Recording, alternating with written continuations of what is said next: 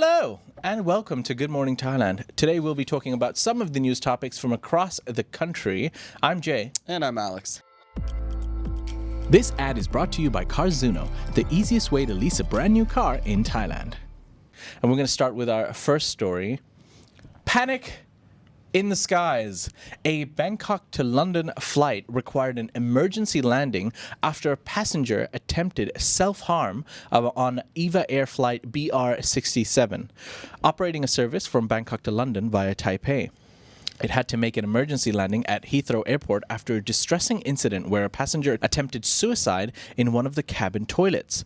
The crew was alerted to the situation when they noticed a bathroom was still occupied despite instructions for passengers to return to their seats for landing. Upon investigation, they found the man in a seriously distressed state with self-inflicted injuries.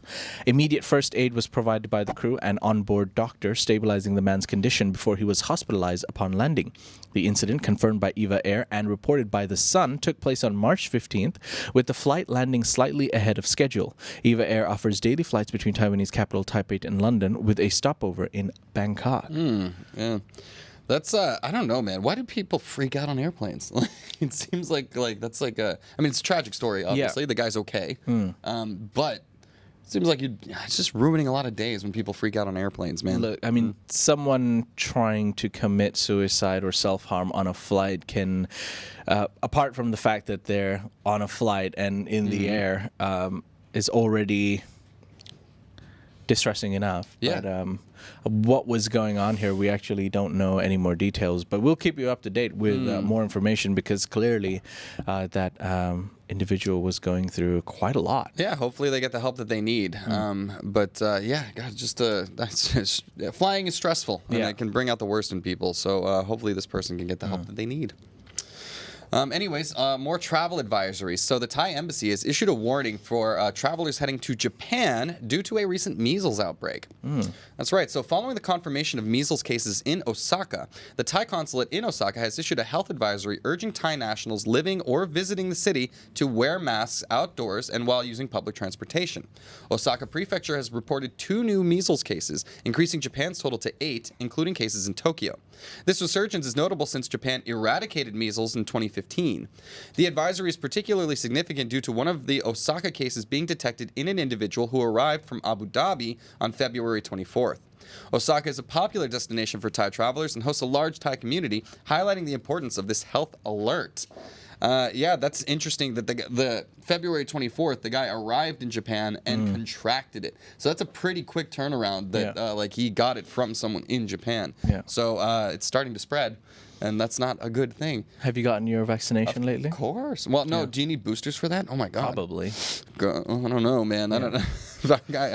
I want one giant cocktail where they just jab me and just shove it all in one go. But no, make sure your measles is up to date if you're going to Japan. Strange thing to be concerned about when traveling. But yeah, there's something everywhere. Yeah, I don't know. Like smallpox coming back next? Jesus. How do you contract measles? I am not totally sure.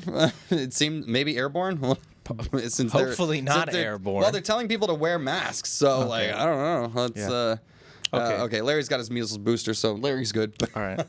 Hopefully everybody else stay safe. All right. Well, ladies and gentlemen, we're going to move on to our next story. Now, quite a lot of people travel to Thailand, some good, some bad, and often some people come here and get caught doing naughty things, like, for example, this next story where a Middle Eastern man was caught red-handed on camera stealing from a shop in Thailand, in specifically a grocery store in Ang Thong, Thailand, which experienced a theft executed by this person, captured on security footage. The incident, which took place at around 11 a.m. on March the 17th, a couple of days ago, involved the man initially making a purchase with a 1,000 baht note, then requesting a refund and subsequently tricking the employee into giving him change for the same note he had gotten refunded. He also stole additional products from the shop. Following the discovery of the theft through security camera footage, Anshisa, who was the attendant employee and the store owner, reported the incident to the police, where they learned of similar thefts by individuals of Middle Eastern descent in Ang Thong and Ayutthaya. To alert other businesses, they shared their story with Channel 7, highlighting a pattern of deceitful behavior targeting local shops. A serial thief. Yeah, a little scam action. It's like one of those like New York hustler guys where you're trying to do the cup thing. So they're just trying to distract you with too many things going on, and then while you're distracted, things are getting taken. I used to work retail. Common strategy at Sunglass Hut. Somebody's talking to me like, "Oh, what about these sunglasses?" While someone else is shoving them into the bag and stuff like that. Bit of a psychological play. So note to self: don't work at Sunglass Hut. unless you can hang, bro. Unless you can hang. I used to catch thieves all the time. Did you? Yeah. What did you do once you caught them? Not much you could do. You'd be like, hey, give that back. And then, mostly it's shaming. You got to shame them. They can call security and ban them from the entire mall. Okay. But usually that have their was the face trick. Plastered in front of the mall. Oh, we had that. We had a whole list of like, if you see these people in the shop, and eventually they'd come back in. We get security and like, nice little public shaming. That was fun. All right. Well, ladies and gentlemen, we're going to swiftly move on to our next story. This next story talks about authorities who have seized tens of thousands of contraband elephants' pants from China. Correct, yes. So authorities have seized tens of thousands of elephant pants that are considered contraband here in Thailand. And they're all coming from China. That's your story. Indeed it is. My bad. So in Bangkok's Bangkok district, Economic Crime Suppression Division officers raided a warehouse, seizing 30,000 elephant pants worth over 6 million baht, imported from China without paying taxes. The raid, spurred by a tip-off about tax evasion, found these pants intended for sale through online platforms. Elephant pants, popular among tourists and considered a symbol of Thai soft power, are originally crafted by local artisans. The unauthorized import infringes on intellectual property and undermines local economy and culture. The importer faces potential legal action for tax evasion, and the incident highlights a broader issue where cheaper imports from China outcompete local Thai products, affecting local vendors despite the pants' popularity. To celebrate regional uniqueness, provinces have introduced their own signature pants, including designs inspired by local fauna and culture, such as korat cat pants and capybara pants from Khao Koi Open Zoo, which sold out quickly. The case underscores the need for regulation to protect local interests and promote Thai culture. The pants are back in the news. Who knew we would be talking about contraband elephant pants? 30,000 of them. Like, They're a thing, man. They're a thing. They're flooding the market. Yeah. I don't know. It's such a weird thing. It's like your go-to I've been to Thailand before souvenir. Yeah, it is. If you're a man, it's Muay Thai shorts. If you're often a lady, then you've got elephant pants. You kidding me? I see so many men in those elephant pants. Hey, no judgments. No judgments. They're really comfortable. Yeah. Extremely light, very airy and breathable. No doubt. It is kind of funny though that the Chinese see such an opportunity in this market to try and undercut and undersell. The Chinese see an opportunity in every market. Alex. The answer that's what was makes them in my so question. great. Yeah, you know? That's fair enough. Yeah, anything you can do, we can do better and cheaper. I don't know about better, but cheaper for sure. Yeah. Allegedly. All right. They're not known for their quality over there. I'll tell you that. Yeah. All right. Let's now move on to a topic a little bit more green. Thailand's plastic waste production is becoming a serious issue. Who knew?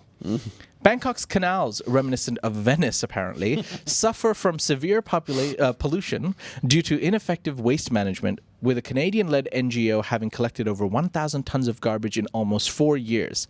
Thailand produces 2 million tons of plastic waste a year, but only manages to recycle 25% of it, partly because there's no regulation for waste sorting and a heavy reliance on manual labor for waste collection and sorting. The situation worsened after the 2018 Chinese ban on foreign plastic imports, leading to a tenfold increase in plastic waste imports into Thailand. This influx benefited Thai plastic industry giants, but harmed local waste collectors by decreasing the value of plastic. Moreover, illegal practices like burning imported waste have further polluted the environment. The Thai government intends to ban plastic waste imports by 2025 to better manage domestic waste and lessen its reliance on foreign waste. Now, for the last couple of years, Thailand has forgotten its vow or its attempts to really reduce plastic. I feel like pre-Pandy, there was a real push to reduce plastic. And I think there was quite a big difference, especially in big cities like Bangkok. But over the last couple of years, the plastic is back, man. What happened was, this 2018 Chinese ban of plastic imports messed up the whole world. Okay, like they were importing everybody's garbage. Yeah. And then in 2018, they suddenly stopped, which meant that other Southeast Asian partners like Thailand and Philippines ended up taking on the bulk of that, basically buying all of this recycled plastic from America, from other countries and stuff like that. So when China shut down, started flooding into other Southeast Asian countries, which, like they said, good for the big boys, bad for the small local collectors. Yeah, and we still haven't regained the balance. And yeah, I don't know if you've been the canals reminiscent of Venice. Not so much these Go days. green, Thailand. Go green. Would be nice. But yeah, speaking of going green, Thailand recently went gold. Ooh. Winning a world championship in, guess what? Ice sculpting. Close. Ice hockey. Nice. Yeah. So in its 4th World Championship appearance and first in this division after being promoted last year, Kyrgyzstan showcased a strong performance, notably after an initial loss to Thailand. They secured a series of victories, including a significant 7-3 win against Luxembourg and a 7-5 win over Turkmenistan, where the tournament's best forward notably contributed with multiple goals, including hat tricks and shorthanded goals. Now, the Thailand, after competing with places like Kyrgyzstan, other places that are in more northern, wintry environments. Yeah. I can't tell you how proud I am of us to go in there and like who knew actually take anything on the to win. do with snow in Thailand. I mean, previously we've spoken about how they performed really well in ice sculpting, now ice hockey. Are they entering the Winter Olympics? I mean, look, a lot of Thai people do love to go like for ski trips and stuff, you know, to the west, but and Japan. But great to see Thailand soar into the sky Now, and be winners. I have to tell you, this is obviously not like a hockey World Cup or an Olympics or a Winter World Cup. Like the countries participating in this are like Luxembourg, South Africa, Mexico. So yeah, but Luxembourg, at least, you know, Europe, I guess. It's a super tiny country, though. Yeah, fair enough. It's like the size of half of Bangkok. Look, I'm proud, okay? Yeah. I'm still happy about it, but yeah. Thailand versus Canada. I want to see the final score line. I have a friend, I have a Canadian friend on a hockey team here, and he's like, the only way I could, my dad always wanted me to play on a hockey team, and I was only ever good enough for the Thai hockey team. Okay. Hey. Fair enough. We'll see what happens. Do what you got to do. All right, ladies and gentlemen, those are some of the news stories from across the country today. There are, of course, more stories on the Thaiger.com. We'll see you live again tomorrow morning, members. And for those of you listening in the car, we hope you have a fun ride back home or to work. Yeah. Have a great day, everybody. We'll see you live tomorrow. Bye-bye. Bye. This ad is brought to you by Carzuno, the easiest way to lease a brand new car in Thailand.